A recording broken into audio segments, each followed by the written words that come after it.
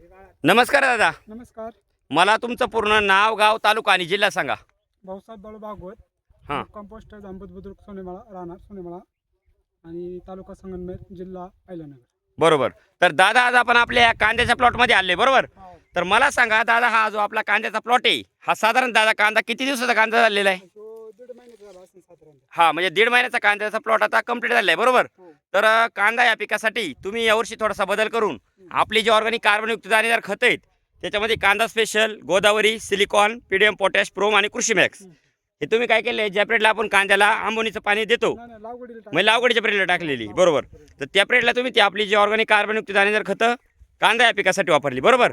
तर मला सांगा, ज्या पिरियडला तुम्ही आपली जी ऑर्गॅनिक कार्बनयुक्त दाणेदार खतं कांदा या पिकासाठी वापरली तर दादा तुम्हाला याचा काय काय रिझल्ट जाणवला?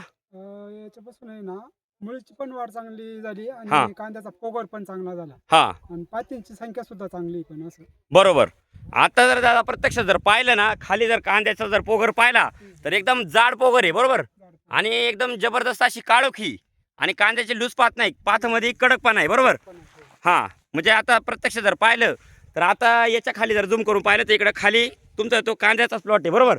साधारणतः तुम्ही त्याला पण हा, त्याला- ही जैविक खतच वापरली आपली बरोबर. तर मला एक सांगा, आपली जी ऑर्गॅनिक कार्बनयुक्त दाणेदार खतं आहेत ही वापरून तुम्ही समाधानी आहात? हो, समाधानी आहेत ना. हां. तर इतर शेतकऱ्यांना तुमचं जे आपली ऑर्गॅनिक कार्बनयुक्त दाणेदार खतं आहेत त्याबद्दल काय सल्ला असेल?